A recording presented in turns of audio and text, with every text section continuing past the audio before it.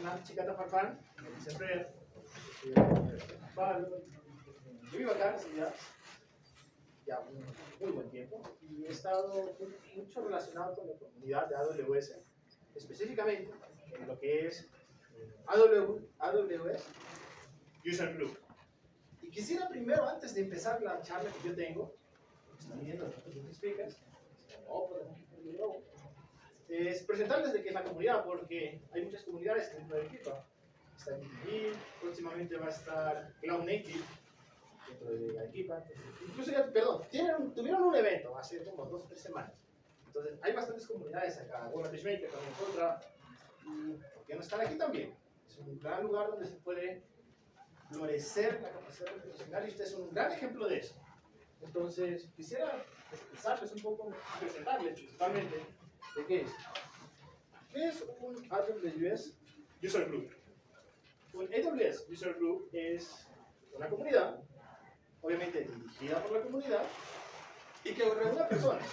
Estas personas lo que tienen en común todas, independientemente de sus cualidades que tengan, es su pasión profunda por aprender sobre AWS. Y obviamente cuando uno tiene una pasión la comparte. Y para eso hay esta comunidad, para que muchas personas se junten y puedan compartir sus experiencias, conocimientos, novedades que uno pueda enterarse. Yo, por ejemplo, sigo algunos heroes de AWS y me entero de cosas súper interesantes. Y para eso está la comunidad, para poder todos juntos aprender más sobre Amazon. Y poder, obviamente, entre experiencia, anécdota y tal vez un poco de entre broma y broma, poder crecer juntos y poder aprender de esto. Y eso es lo que trata la comunidad. Y hay muchas comunidades. La más conocida en realidad es la de Lima, que se llama Perú, AWS User Perú. Pero también hay una en Trujillo, hay una en Ica, hay una en Huancayo.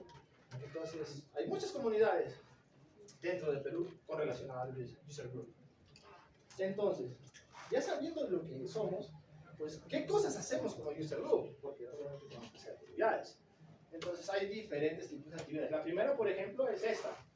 Mira, donde ya conversamos un poco sobre algunas charlas técnicas, donde puede ser de cualquier nivel, desde algo tan sencillo, tal vez algo tan complejo, pero está la charla ahí para poder todos juntos reunirnos y poder aprender un poco más sobre eso. También están lo que son los workshops, que terminan siendo más una especie de laboratorio, donde prácticamente nos ponemos con cuentas especiales de Amazon, poder hacer ciertos ejercicios que haya disponibles para poder entender en la práctica, como quien dice en la cancha, poder hacer realmente esto realidad. Después están los grupos de estudios. Por ejemplo, nosotros queremos decir, vamos a certificarnos en un certificado de IA, que puede ser IA Practitioner. Entonces dijimos, vamos, entonces nos agrupamos, decimos, ok, ¿quién puede ayudarnos en este o este tema? Y nos organizamos. Y empezamos a hablar esas charlas, con el fin de, ya todos juntos, poder prepararnos, desde nuestra experiencia, desde nuestras curiosidades, para poder dar ese certificado de una forma más preparada. Y es mucho más divertido, obviamente, si estudiamos todos juntos. Después están los eventos de networking, que son prácticamente eventos off. Literalmente es ir, tal vez a ir a una parrillada y conversar un poco sobre eventos que nos pasan, o cosas que nos han pasado en el trabajo, tal vez con AWS, o curiosidades que quisiéramos saber un poco más. Cosas de ese estilo en el que podemos complementarnos más muchas veces. Tal vez un poquito más relajados en ese sentido. Y al final tenemos los Community Days. Los Community Days es el evento más importante que tiene una comunidad, en donde no solo estamos aquí nosotros, dando charlas, las personas que están aquí, sino muchas más personas. Pueden venir personas desde los otros communities que hay, pueden ser de Perú, de Huancayo, de Ica, de Trujillo, pueden venir de otro país. Yo, por ejemplo, estoy postulando para Colombia, el community de Colombia de junio. Y hay personas que vienen de fuera, vienen personas de Amazon, que literalmente trabajan en Amazon, para poder dar charlas. Y esa capacidad de interactuar con esas personas, escucharlas, aprenderlas, es súper importante porque nos puede llevar a nuestra capacidad al siguiente nivel. Y no solo puede ser técnico, también puede ser algo tan suave como poder hablar o poder expresar. Entonces, hay esa capacidad para poder hablar. El Community Days, por esa razón, es el evento más importante que tenemos como comunidad. Y esas son muchas de las actividades que podríamos hacer realmente. Y al final, y esto tal vez me llega un poco más al corazón, porque tal vez es una de las cosas que en lo personal me ha pasado, y creo que a mis amigos Carson y Robert les está pasando, dicen, ¿por qué estar? ¿Y por qué podría quedarme? Y eso tiene que ver mucho más con las cosas que hacemos, y cuáles son los beneficios principalmente. Uno, creo que es el más claro, aprender sobre AWS de una forma comunitaria, entonces compartimos lo que sabemos unos con otros, es lo más fundamental, está bien, es súper necesario, hasta tal vez una situación un poco más compleja. Entonces, eso es lo que nos lleva.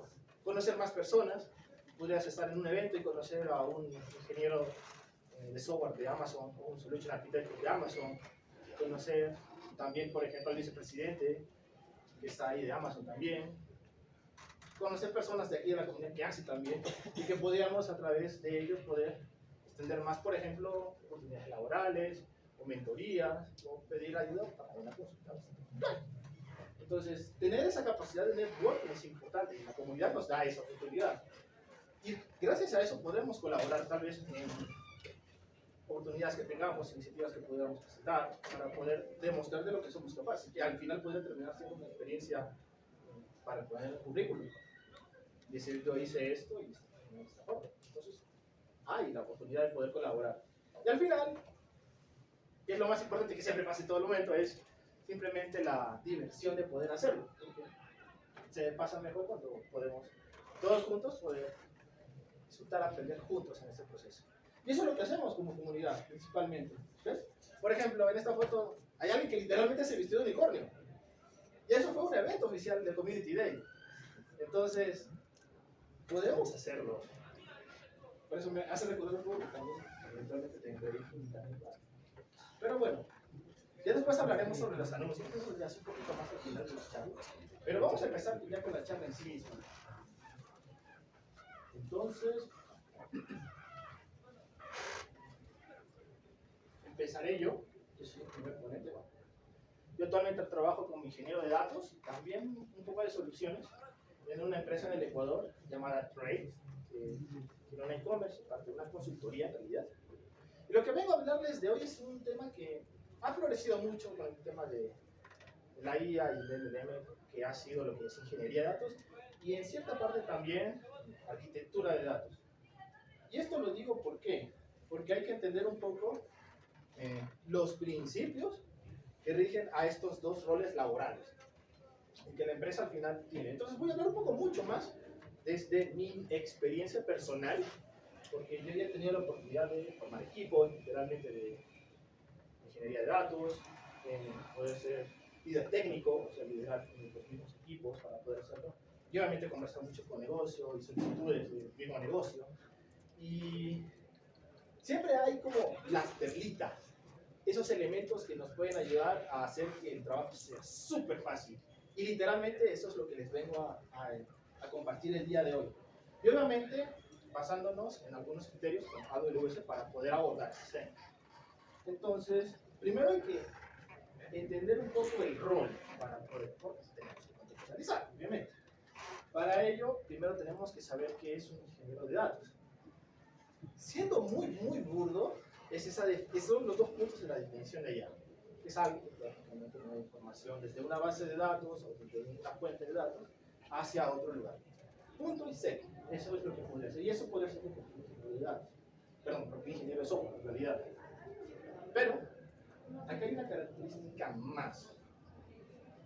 Y es que el ingeniero de datos no solo mueve información, sino tiene que también hacer que esa información que mueva de un punto a otro tenga la calidad que se necesita de tal forma que el negocio pueda tomar esa información y tomar decisiones. Y obviamente facturar, obviamente ganar más clientes y después, obviamente en el proceso pagarlos. Eso es lo que tiene que pasar. Y por esa razón de mover de un punto a otro y hacerlo bien, con un nivel de calidad alto, es que esta persona tiene una capacidad llamada superusuario, por así decirlo, porque tiene que tener un gran control sobre la fuente que está en un punto y también en el otro, para poder hacer que el proceso de transformación en el medio y de alta calidad pueda suceder de acuerdo a los requerimientos del negocio. Entonces, eso es lo que es un ingeniero de datos en realidad. Pero, esta charla menciona también otro rol, que es la arquitectura de datos. Y la arquitectura de datos conversa mucho con el ingeniero. pero lo hace de otra forma. Si nosotros sabemos, o bueno, tenemos que saber mover de un punto a otro la información, obviamente alguien tiene que decirnos cuáles son esos puntos. Y obviamente nos tiene que decir, ok, estos puntos tienen esa estructura, tienen obviamente ciertas características de la información. Y eso es lo que hace el ingeniero de datos, organizar los datos en esos puntos intermedios y definir la estructura, de tal forma de que cuando venga un requerimiento, por ejemplo, supongamos, quiere meterle al usuario un nuevo cambio, por ejemplo, supongamos una llave forárea de un país, por ejemplo. ¿Cómo lo vamos a hacer? ¿Cómo esto nos afecta en los movimientos de información que tenemos de un punto a otro? ¿Nos cambia algún proceso que ha hecho el ingeniero de datos en el movimiento? Entonces, el arquitecto de datos toma esos requerimientos y evalúa la situación de tal forma de que cuando vaya a organizar la información, de acuerdo a los requerimientos que tiene, obviamente basándose en las necesidades de la empresa, pueda hacerlo de una forma eficiente. Eso es lo que va a pasar en el arquitecto. Y una forma de ver cómo estos dos roles interactúan y se relacionan, obviamente, es de esta forma. Quiero que presten mucha atención a este diagrama. Si bien tenemos como estaciones, realmente, el arquitecto de datos tiene que definir lo que está prácticamente los simbolitos de las bases de datos. Un staging, un ODS, un data warehouse. Ya más adelante hablaremos un poco más a detalle de qué son estos elementos, pero el trabajo del arquitecto de datos primordialmente es definirme esos puntos y gestionarlos. Porque cada uno de esos puntos tiene una funcionalidad muy importante dentro de la arquitectura de datos. Y eso tenemos que también saberlo. Y obviamente, ya tenemos los puntos, simplemente hay que mover la información. Entonces ya es chamba del ingeniero de datos el poder gestionar principalmente la parte de los movimientos de datos, que al final se le conoce como data pipeline, que también vamos a entrar un poquito más a detalle. Entonces, ya teniendo el contexto de los roles y cómo entre ellos dos interactúan, vamos a definir lo que son prácticamente los pactos. Y el primer pacto que vamos a poder hablar es la naturaleza de los datos y la solicitud. ¿Por qué menciono esto? Menciono esto por una razón bastante sencilla. Y esto tiene que ver mucho con una clase de lo que sería Big Data principalmente, pero eso ahorita paso a olvidar. Es el poder entender de cómo se generan los datos en sí. Entonces, para hacer analítica de datos tenemos que entender 3 de 4 cosas. La primera es los procesos. Un negocio tiene procesos, o sea, la forma en cómo va a hacer que su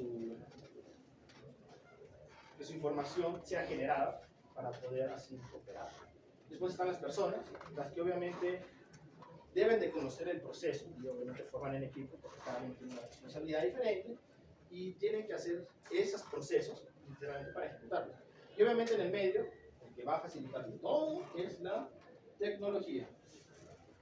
Entonces, con esos 3 componentes es que se hace la analítica, como un contexto.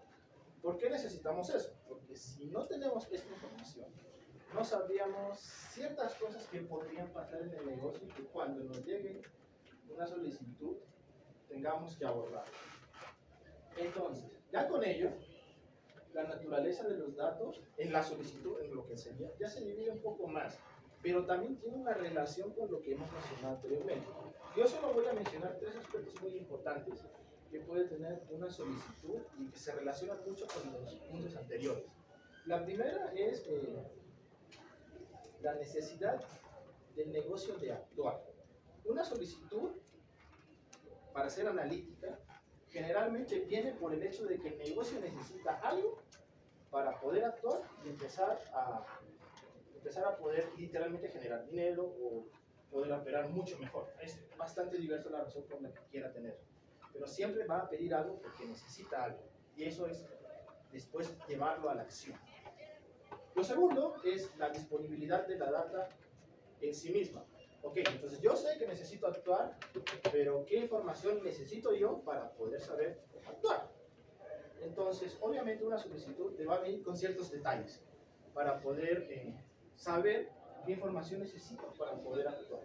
Y la tercera es que se basa mucho más en el tema de la capacidad de la información.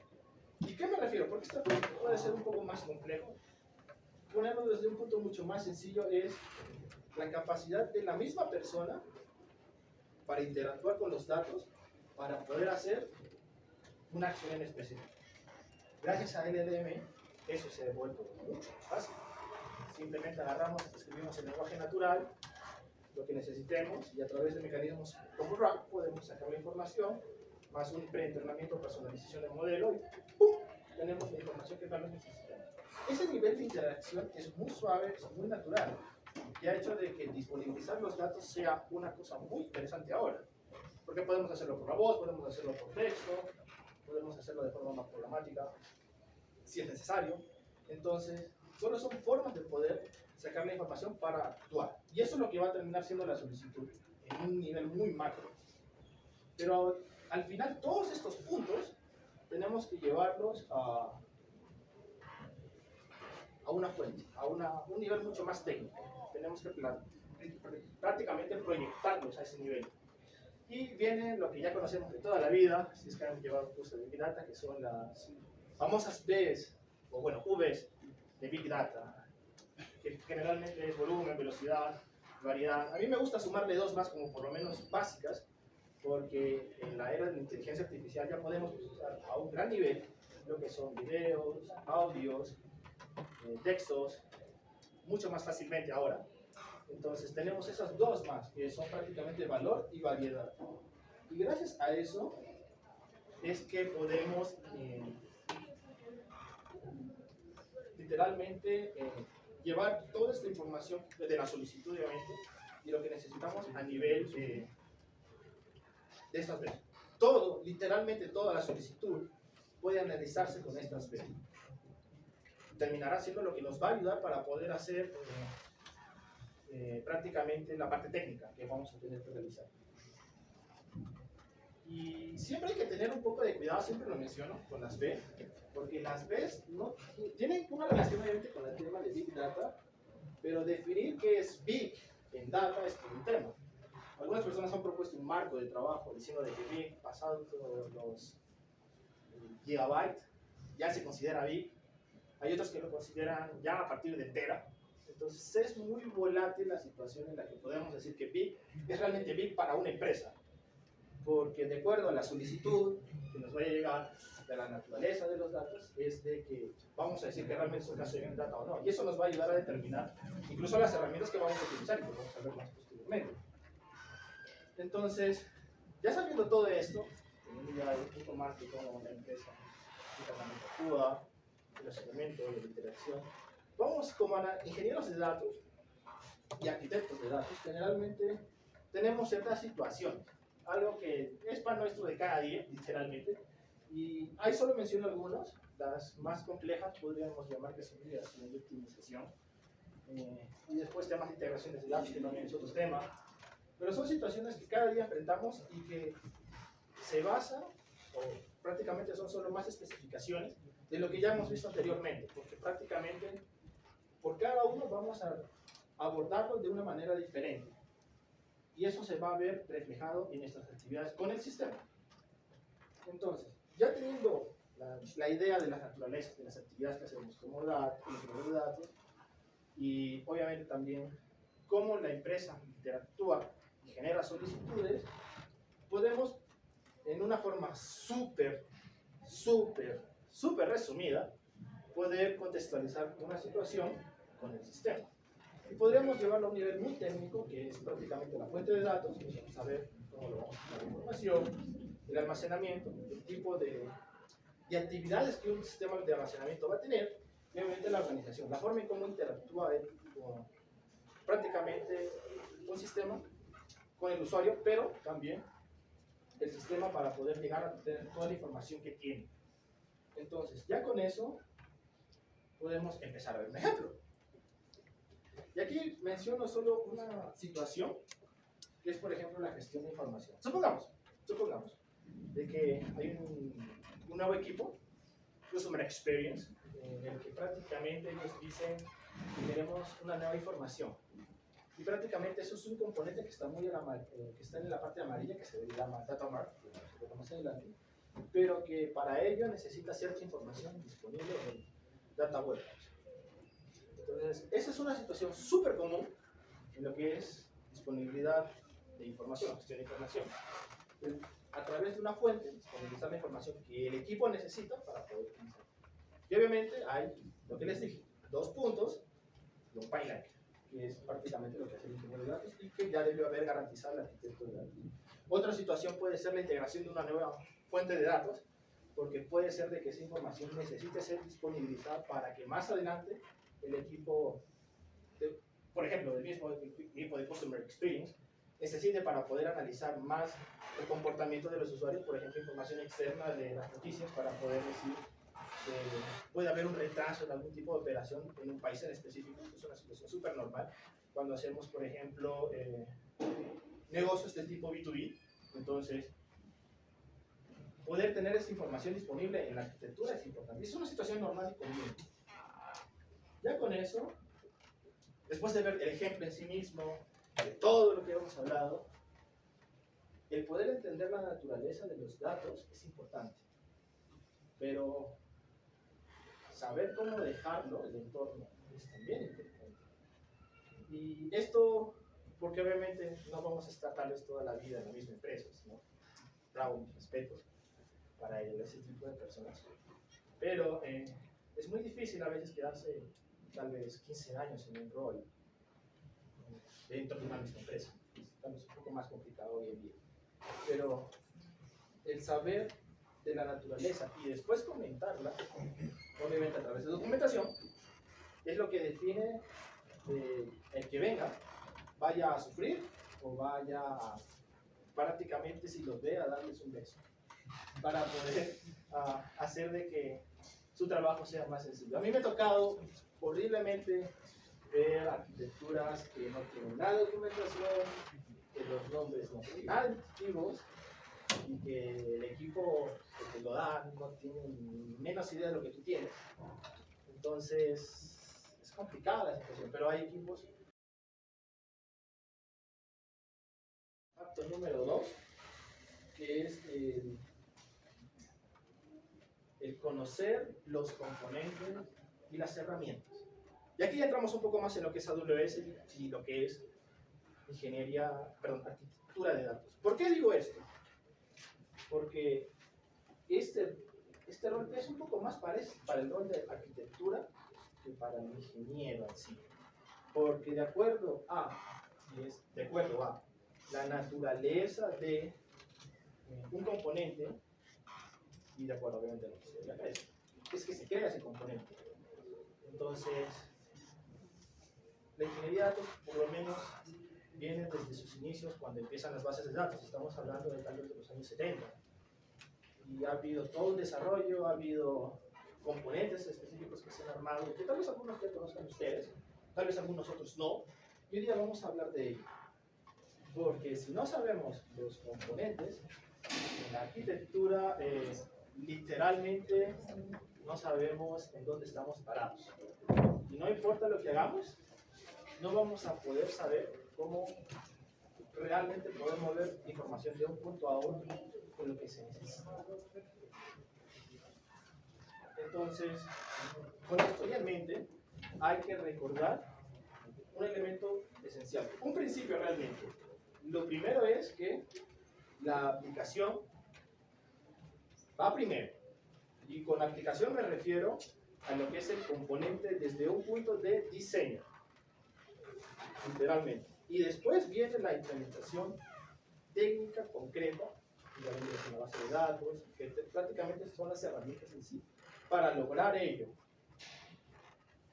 Y a raíz de esto, hay varios componentes. Hoy día creo que voy a mencionar solo 5 o tal vez 6.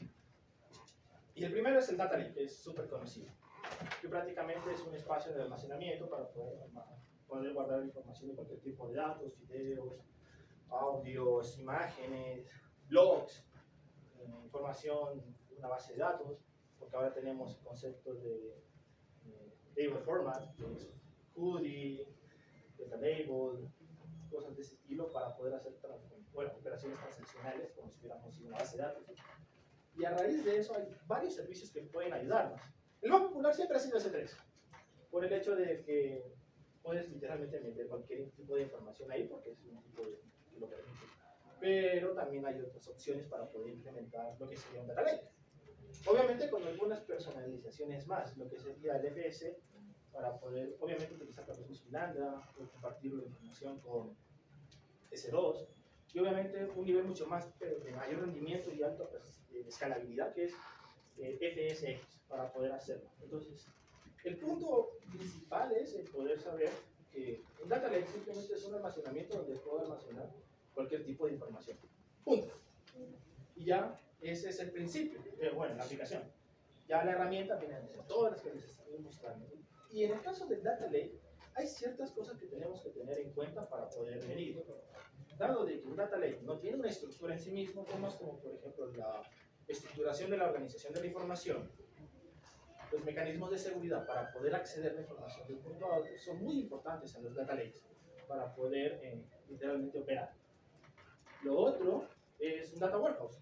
Un data warehouse simplemente es un repositorio de información integrada, perdón, y obviamente de forma histórica de toda la empresa. Entonces, es normal de que un data warehouse tenga un gran volumen, o sea, puede ser terabytes, si es el caso aplica, hasta petabytes, también puede ser, porque de acuerdo a la forma en cómo la organización genera información, se tenga que integrar en el tiempo para poder hacer ciertas, por ejemplo, actividades estratégicas para poder ayudar al negocio en ciertos planes. Y obviamente, en el caso de Data Warehouse, por ser un componente que guarda mucha información, hay que ver principalmente, yo diría, tres cosas. La primera es el control de costos, para poder saber cuánto me puede costar si es que lo tengo en la nube. Otra es obviamente el modelo de datos, porque de acuerdo a la forma en cómo estructuremos nuestros datos, obviamente va a ser las consultas y nos afecta el costo.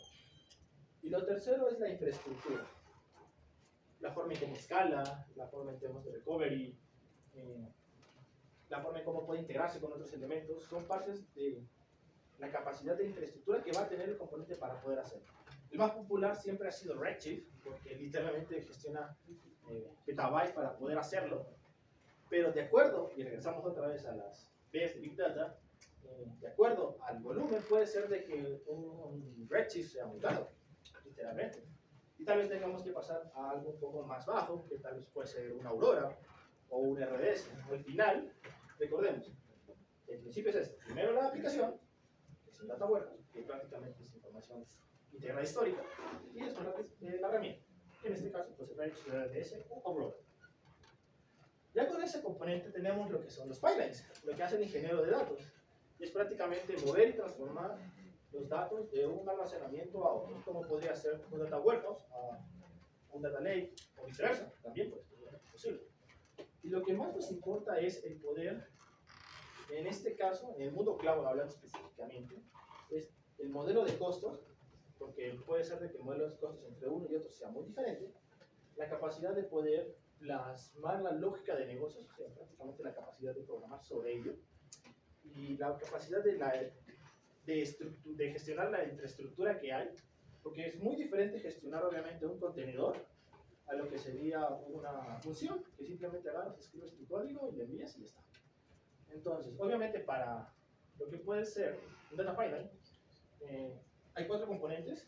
El más básico es Lambda, en el que tiene una bastante capacidad, y ahora con lo que ha habido de nuevas librerías como por ejemplo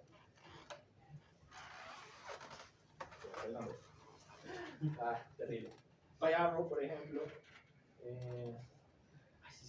Polar por ejemplo también, ayuda mucho a poder hacer muchas cosas de forma analítica con Lambda. Después algo más contenerizable por la capacidad que pueden haber de dependencias o una complejidad más en la lógica, que escapa un poco a las capacidades de Lambda. Está ECS, que es prácticamente el sistema para contenerización.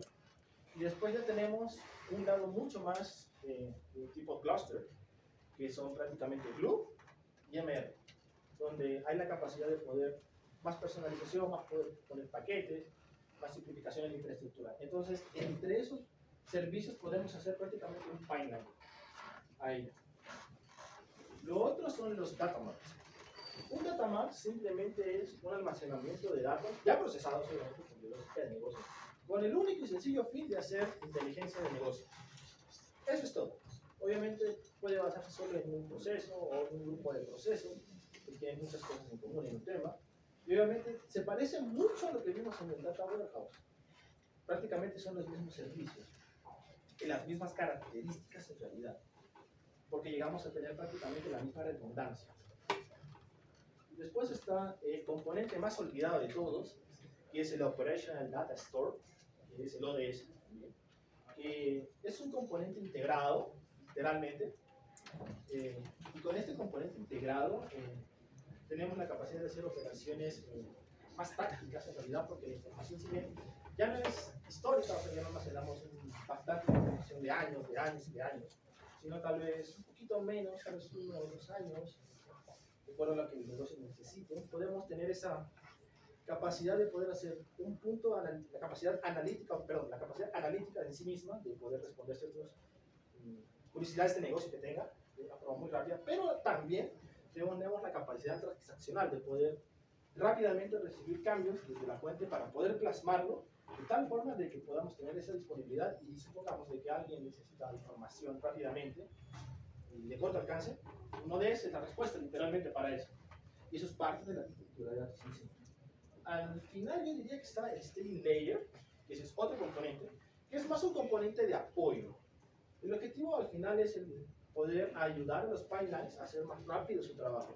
Y esto se debe principalmente a que cuando haces un pipeline, lo que menos quieres es demorar. Pero es un tema de performance y cumplimiento también de seguridad. Y gracias a eso es que tal vez es mucho más fácil ahorrarte los resultados de ciertas operaciones y ponerlos en alguna otra parte. ¿Dónde es esa otra parte?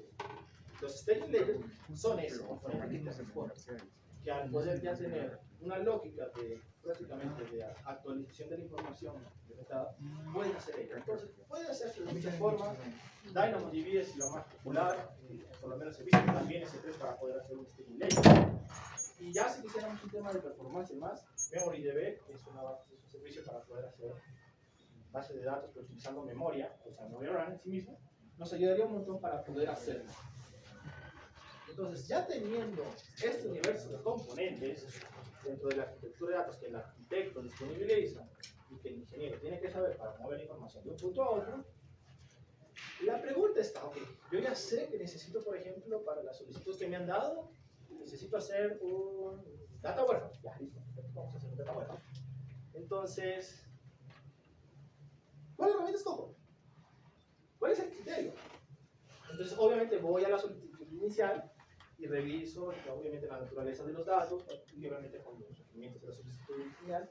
Y yo digo, ok, entonces de acuerdo a las prioridades de la solicitud, puedo decir de que voy a evaluar mi información con estos criterios. Por ejemplo, en este caso, Redshift, por volumen, siempre va a ser una mejor opción si es que manejamos petabytes de información, pero si manejamos megas, tal vez un RDS más que suficiente con una capacidad bastante de crecimiento.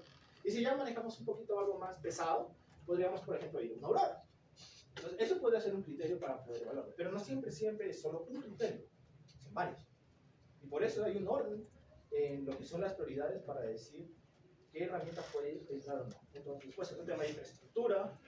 Lo bueno es de que Redshift y Aurora tienen una versión serverless. Entonces podríamos probar las opciones serverless para ver si podemos a nivel de infraestructura tal vez no desgastar tanto al usuario de TVA para poder hacerlo. Pero eso, por ejemplo, no está en RDS, entonces va a haber mucha intervención manual para poder hacer ello. Y al final puede estar el tema de costos. Y el tema de costos siempre es una incógnita en la empresa analítica de datos, porque debe de pasar generalmente dos cosas. La primera es que ya tenemos las consultas definidas por parte del usuario, que eso generalmente viene en la solicitud. Pero antes de eso viene un tema previo, que es que el usuario sepa qué es lo que quiere. Y a veces en el tema de la exploración puede ser de que use la herramienta de una forma u otra para poder saberlo. Entonces, obviamente, el tema de los costos queda muy a evaluación y puede ser que lo podamos solo evaluar por el criterio de las solicitudes que vayamos en producción a literalmente poder ejecutar, o también la capacidad del equipo para poder explorar. Entonces queda bastante literalmente a cuestión de la solicitud en específico poder verlo. Generalmente RDS es más estable en lo que son los costos. Redshift, por su naturaleza de volumen de datos, vuela. También por el tema de que tiene una infraestructura que también hace que los costos sean más altos. Y Aurora también es un poquito más caro por las funcionalidades que da comparado con RDS, pero no es tan caro obviamente pues, si lo vemos en un cluster con Redshift, con todo lo que tiene.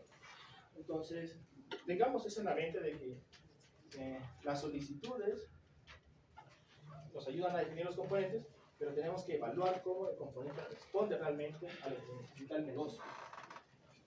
Obviamente, para poder comprender las herramientas, hay que estudiar ello, hay certificados, obviamente, en Amazon que dan la oportunidad para poder comprender más fuertemente. Tenemos el que es ingeniería de datos en sí misma, para poder conocer más de las herramientas en las diferentes etapas de lo que sería la ingeniería de datos. Y obviamente hay blogs que hablan mucho sobre eso, para poder hacerlo, donde hay ejemplos, en donde mencionan específicamente cómo se utilizó la herramienta, bajo qué casuísticas, para poder, a través de ese conocimiento disponible, poder amoldarlo a la situación que nosotros tengamos. Y obviamente, en un mundo en donde la IA ya es muy común, procesar datos no estructurados es muy común, siempre es bueno darle una mirada al hermano, que en este caso es Machine Learning Engineer, para poder comprender un poco más cómo ciertos algoritmos o ciertas formas de estructura podrían ayudarnos a identificarnos más la tarea de transformar, integrar y darle mucho más valor a cierto nivel de calidad a la data no estructurada. Y obviamente hay muchos servicios para eso que están relacionados con Machine Learning e IA.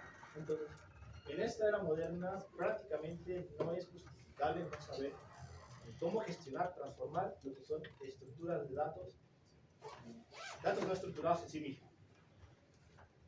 Y después está el tercer paso. Y eso es lo que les comenté hace un buen rato, que es prácticamente documenta todo lo que puedas. Porque no sabemos cómo podemos recibir algo que nos venga. Y este es, por ejemplo, un caso que me pasó. Literalmente me escribieron a mi trabajo y me preguntaron si ya estábamos disponibilizando ciertos campos que están ahí. Y yo les dije, voy a revisarlo. Y después de un tiempo lo respondí.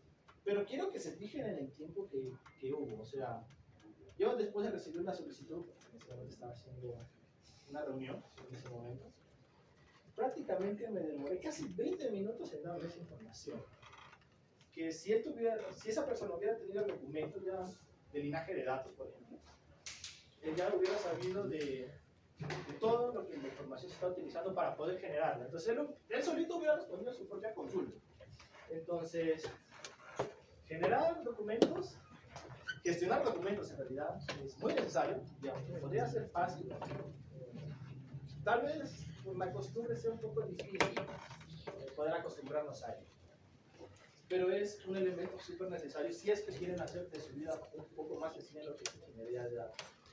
Obviamente hay diferentes tipos de documentos, como por ejemplo saber cuál es la lógica para poder transformar, para sacar información de negocios, cómo utilizarlo para la inteligencia de negocios en sí misma, linaje de datos para poder saber cómo una tabla se genera desde otras tablas para poder hacerlo, inventario de artefactos para decir, ok, cuáles son los data pipelines que yo tengo, que estoy utilizando, cuáles son los data marks que estoy utilizando para poder hacerlo. Entonces, también eso hay que tenerlo documentado. Criterios de calidad, porque recordemos de que estamos haciendo transformaciones para tener datos de alto valor y saber cuáles son los criterios de calidad para decir de que algo es de gran valor, es muy importante. Y obviamente un tema de mapeamiento, de entendimiento de los datos, obviamente desde su fuente, desde una perspectiva de negocio en sí mismo. Y eso se puede ver en los mapeamientos, en los diccionarios y el modelo de datos en sí mismo. Obviamente, ya hay ciertos servicios que abordan estos puntos de cierta forma. Por ejemplo, DataZone es un servicio que te permite poder hacer el linaje de datos con ciertos servicios que ya tenemos, como por ejemplo Glue y Redshift, para poder generar esa línea de tal forma de que podemos decir, ya, ok, en este punto, en esta tablita yo tengo esta cantidad de columnas, tengo este esquema. Pero se genera por este proceso previo. Entonces, tener ese conocimiento nos ayuda mucho a poder gestionar cómo evoluciona nuestro, por ejemplo, nuestro página, para poder saberlo. Otro servicio que tenemos para el tema de calidad de datos en específico es Data Quality. Es decir, poder definir nuestras propias reglas y poder reutilizarlas para hacer de que podamos decir que nuestra fuente de la información cumple con los criterios de calidad, para decir que la información que utilizamos es de alto valor o decir que no. Y obviamente activar un proceso de reparación o de recuperación de información, dependiendo de lo que sea la situación. Y obviamente tenemos CloudFormation. Una de las cosas de CloudFormation es que si bien no te da un inventario en cierta forma, formal hablando, podemos decir cuáles son los artefactos que a través de una infraestructura basada en código podemos desarrollar y decir, ok, en mi pipeline que yo he desplegado como código tengo esto y esto. De tal forma que yo puedo gestionarlo y decir, ok, entonces quitemos este pipeline, entonces simplemente me voy a CloudFormation, quito la plantilla, generalmente la elimino y ya está. Ya no me tengo que preocupar por ciertas cosas más continuamente, o las reduzco en un nivel muy mínimo. Obviamente, hay mucha más documentación que hemos mencionado, por ejemplo, el tema de negocios, el tema de data mapping. Y obviamente, tal vez no lo podemos subir todo con las mismas soluciones. Entonces, siempre nos quedan dos opciones.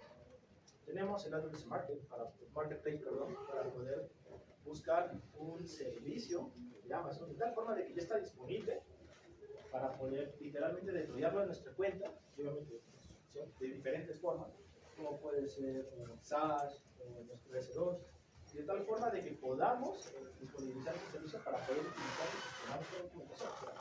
O podemos ser tan pros como somos siempre y inventar nuestra propia solución. Yo siempre hago lo último, porque puede ser de que por temas de costos, puede ser que sea la mejor opción. Depende mucho de la situación que el negocio esté pasando literalmente para él.